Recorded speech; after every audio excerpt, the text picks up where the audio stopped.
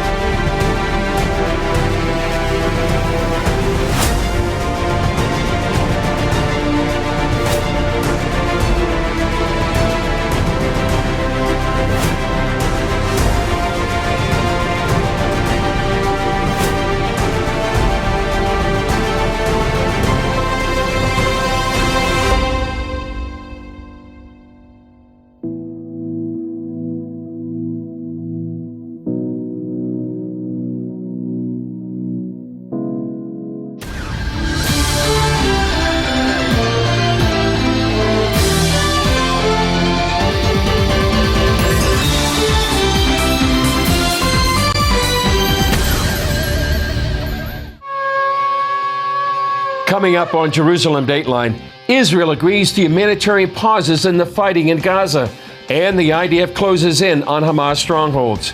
Plus, a look at some of the 300 miles of terror tunnels beneath Gaza homes, hospitals, and mosques. Plus, an explosive revelation. Freelance journalists tipped off about Hamas's plans on October 7th, supplying major mainstream media outlets with horrifying images of attacked Israeli communities. All this and more coming up on this edition of Jerusalem Dateline.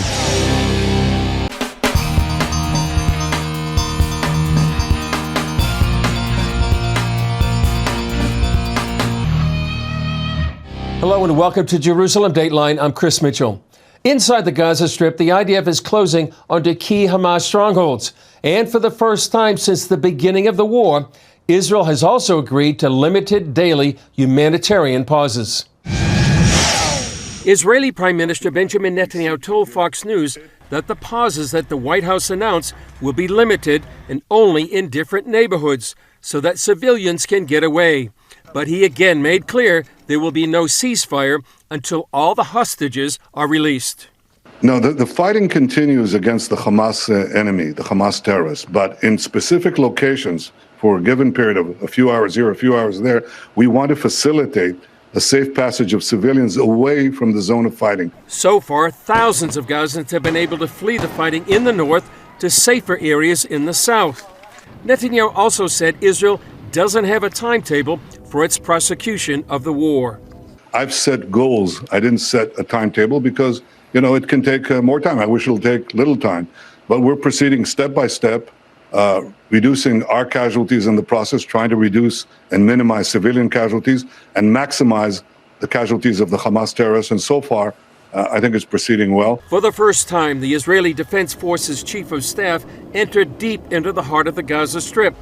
The Israeli military captured one of Hamas's main bases, which it used to plan and prepare for the October 7th massacre. The IDF showed some of Hamas's facilities and weapons are located next to schools, kindergartens, medical clinics, and mosques. And the role of the media has become an issue again, after the media watchdog group posted a photo of freelance photographer Hassan Elysia being kissed by Hamas leader Yahya Sinwar on October 7th. After the expose of freelance journalists on the scene of the massacre who have worked for publications like AP, CNN, and the New York Times, Israeli Prime Minister Benjamin Netanyahu tweeted, "These journalists were accomplices in crimes against humanity. Their actions were contrary to professional ethics." The news services said they had no idea of any advanced knowledge of the attacks, and AP and CNN cut ties with him. But Alex Trayman, Jerusalem bureau chief of the Jewish News Syndicate, tells CBN News Hamas uses the mainstream media for its own purposes. For instance, when its Ministry of Health claims so far 10,000 civilians have been killed. Hamas has every incentive to try to inflate the number of civilians that are killed in Gaza to create this appearance of a humanitarian disaster that Israel is causing. Trayman says it fits Hamas's media warfare. The information arena is one of the most important battlefields for Hamas in this conflict. once Hamas attacks with rockets, so Israel is forced to attack back. And when Israel attacks back, well, that's when it all started. And that's when the civilian death counts start to be counted and reported. And that this pressure creates a lot of diplomatic, delegitimization of the state of Israel. And that is really what Hamas is hoping to achieve. They want the international community to demonize and delegitimize the state of Israel. Chris Mitchell, CBN News, Jerusalem. It's been dubbed the Gaza Metro, the intricate web of deadly tunnels buried deep beneath the Gaza Strip. In this latest phase of the war, an elite IDF unit is methodically going through more than 300 miles of tunnels. Its mission is to destroy Hamas's ability to use them for their terror operations. George Thomas has more from southern Israel. Israel says the noose around Hamas in Gaza City is tightening. Our activities are hitting at the heart of Hamas capabilities. We eliminated dozens of commanders. We blocked many tunnels, and we are hitting the enemy hard. 48 hours after breaching city walls, IDF soldiers like High Mailspin are now targeting the extensive network of terror tunnels deep beneath the surface, dubbed the Gaza Metro. Metro is a nickname used by Israel of the underground Gaza. There's Gaza on top, and there's Gaza underground. Mailspin, who has served almost 20 years in the Israeli army, was called up a month ago to take part in the military operations in the Gaza Strip. Today, he is right in the thick of it, focusing on hundreds of miles of those tunnels. Mailspin is part of the IDF's elite Special Operations Yahalom unit that's in charge of demolishing Hamas's tunnel networks. Gaza Underground is, as you probably heard, 500 kilometers worth of tunnels. What you really have is various kinds. You've got the attack tunnels. Then you have tunnels that are for supplies and for weapons and for caches and for command centers. Then you have small tunnels that are about, let's just say, as wide as I can stretch my hands, and they say this wide, and then you have in there just to run troops through.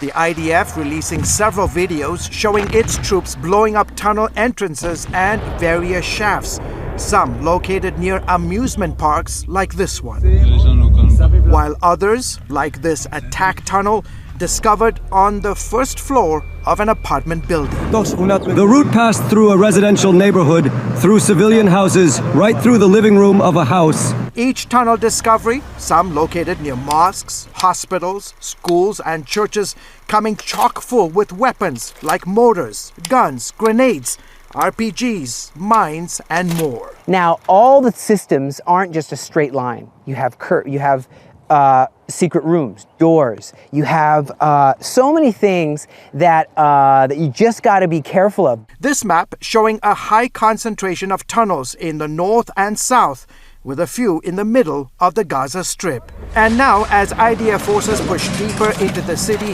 Mailspin, an Israeli-American Christian, is asking people around the world to continue praying for their military operations. Pray that we'll have that supernatural wisdom. Where are these tunnels? Where is the threat going to come from? And they're tricky. They're tricky people, the Hamas. They're using trickery sometimes. It's not like fighting guerrilla warfare. They're like guerrilla warfare times 2.0. George Thomas, CBN News, Southern Israel. Coming up, an unthinkable task. Israeli archaeologists go to southern communities to identify victims of Hamas's massacre.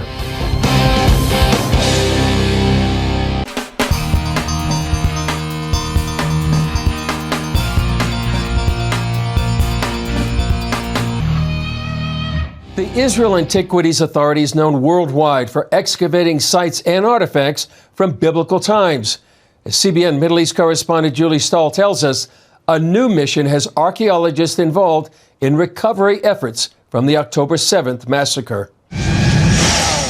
For the first time, the Israel Antiquities Authority is putting its expertise investigating ancient burn sites to help identify remains in Gaza border communities. We are able to go into these houses and apply our archaeological methodology into a modern context, as difficult as that is emotionally, but be able to understand what happened in the building, to divide the building into different locations in order to specifically place different events, and to sift through the burnt remains in order to look for anything that can help us identify missing peoples, be it personal adornments, which may be specific to a certain individual that we know is missing, or human remains, primarily human bones, which were burned. As head of the authority's Dead Sea Scrolls unit, Dr. Joe Uziel normally works in ancient biblical texts. As we are familiar with this through our excavation contexts, which we deal with destructions from hundreds and thousands of years ago, we can apply them to the current situation and be able to identify remains of humans.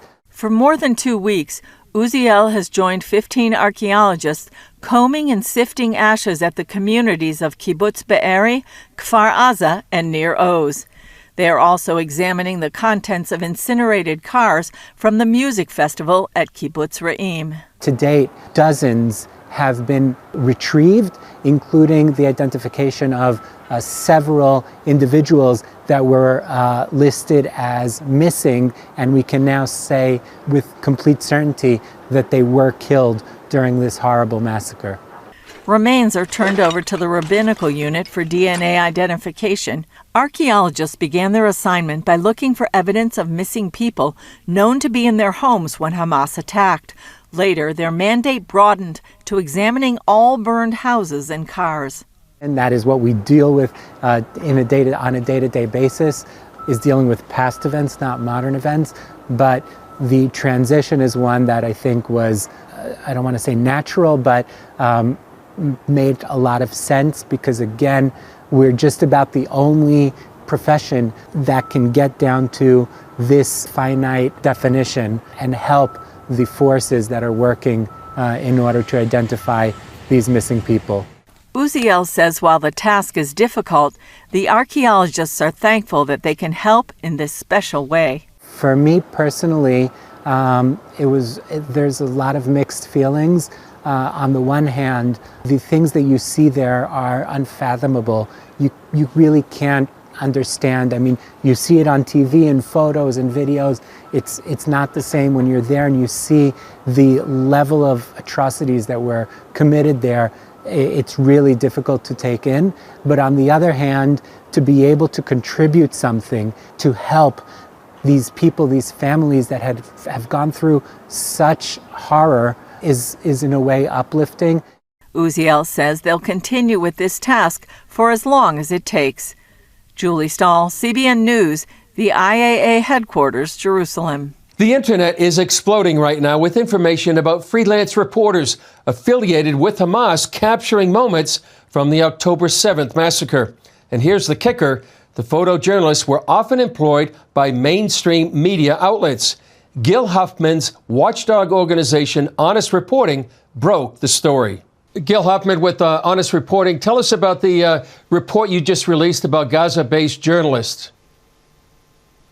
So we reported about a few journalists that went into Israel from Gaza on October 7th and took pictures of a lynching of soldiers, and were in Kfar Aza, where many Israelis were murdered by terrorists.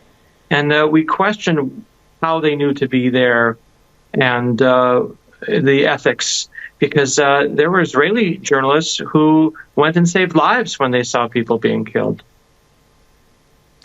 Who hires?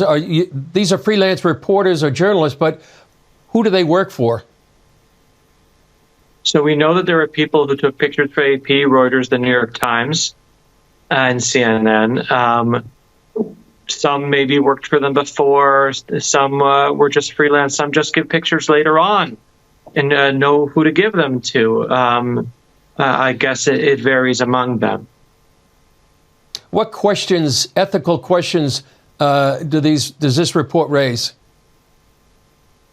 What were they doing in our country? You know, journalists just can't go into our country without permission. That's something that terrorists do. They infiltrated together with terrorists. That alone was aiding and abetting what the terrorists were doing.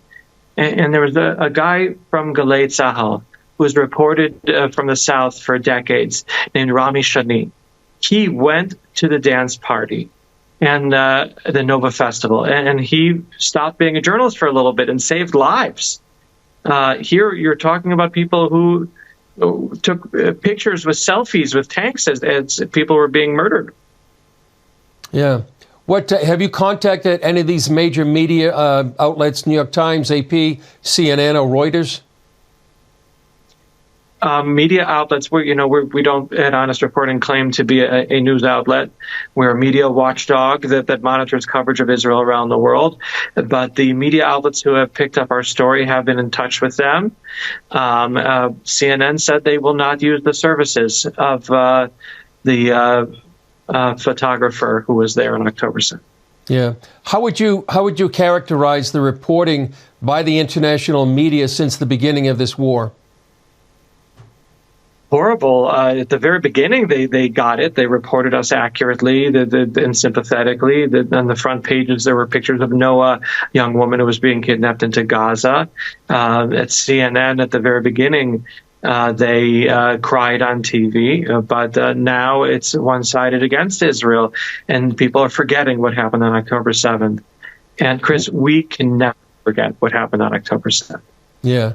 Would you say there was the hospital, the Ali Hospital there, it supposedly was bombed by Israel, but it turned out to be a rocket. How would you characterize that reporting?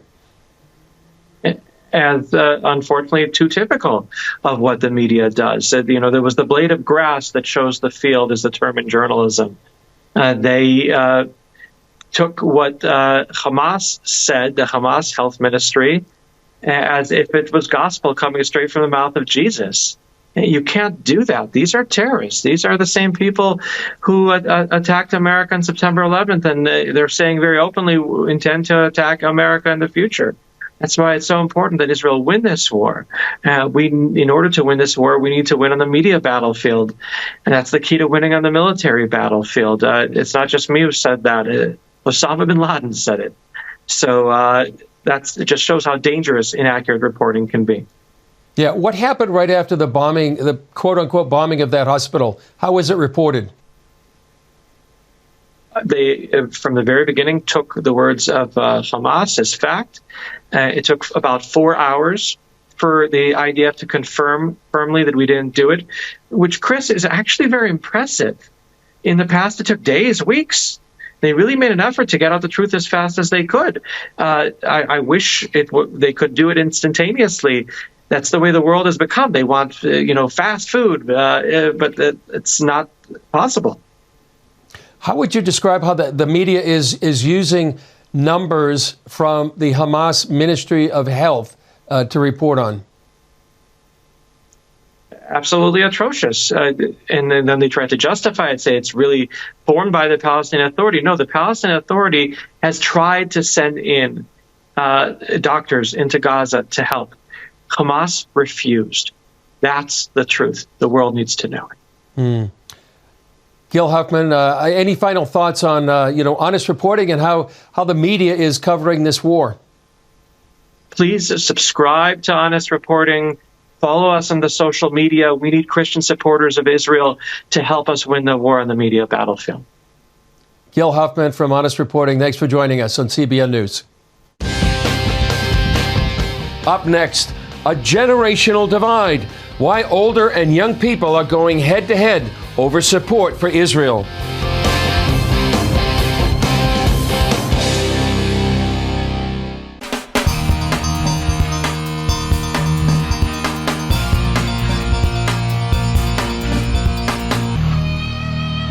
Israel's war with Hamas has multiple fronts, one of those being the digital space.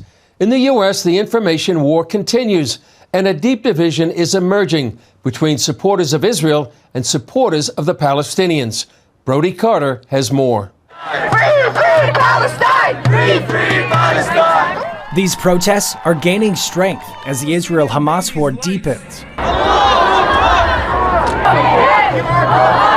Pro-Palestinian movements like this have been sprouting up all over the world. Here at the March on Washington, there's upwards of 30,000 people here. That's according to a permit from the National Park Service. And their main call is to free Palestine.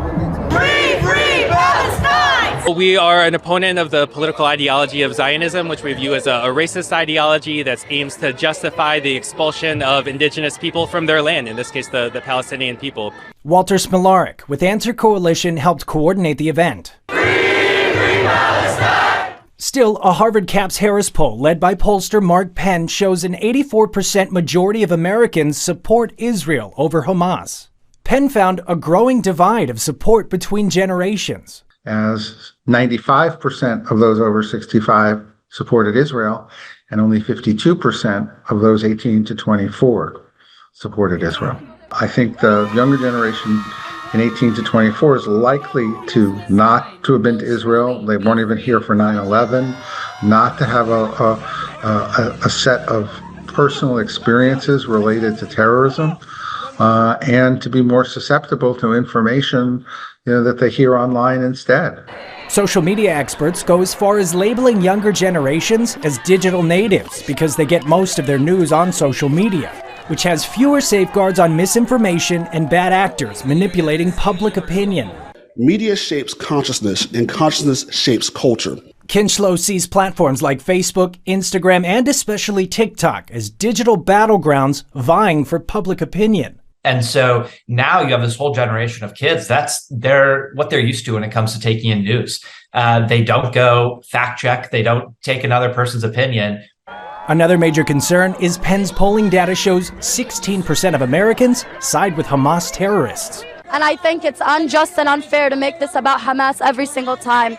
You would have thought that a terrorist attack against innocent civilians would engender sympathy for Israel, but somehow it seems to have weirdly stirred up a pot of anti-Semitism, at least in some areas and with some communities. This is why Penn sees the greatest threat to America from this great divide being the anti-Semitism and violence that follows on both sides.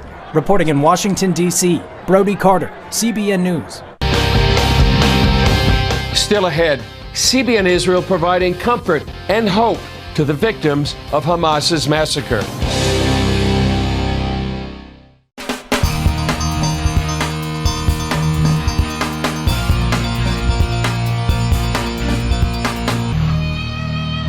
War is inherently traumatic, and feeling it intensely right now are the families forced to leave their homes in the north and the south for safety. CBN Israel is there with them to ease the trauma, and it starts with a warm meal and a way to help families have a good day. As Israelis struggle with the trauma of the terrorist attacks and wait to see what the future holds, they now need a sense of comfort and normalcy.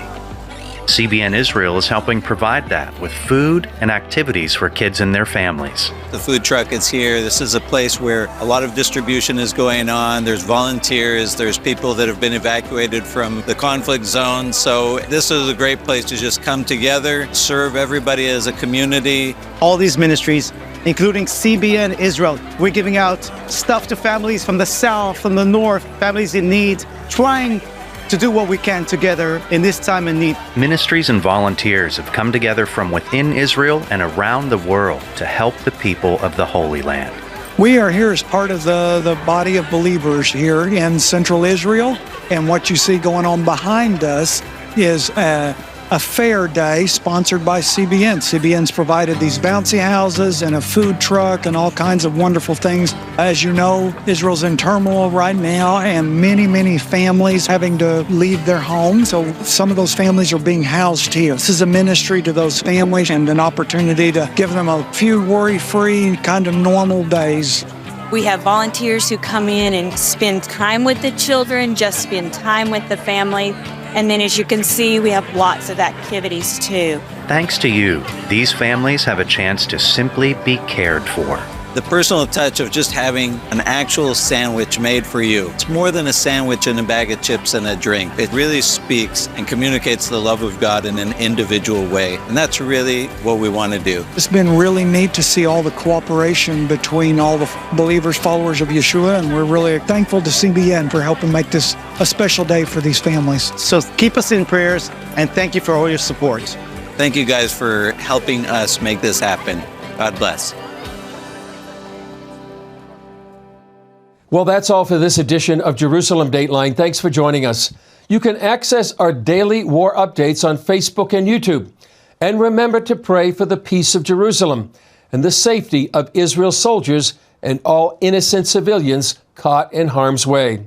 Plus, join with us and pray for those suffering devastating loss in these days of war, and for the safe return of the 240 hostages in Gaza. I'm Chris Mitchell. We'll see you next time on Jerusalem Dateline.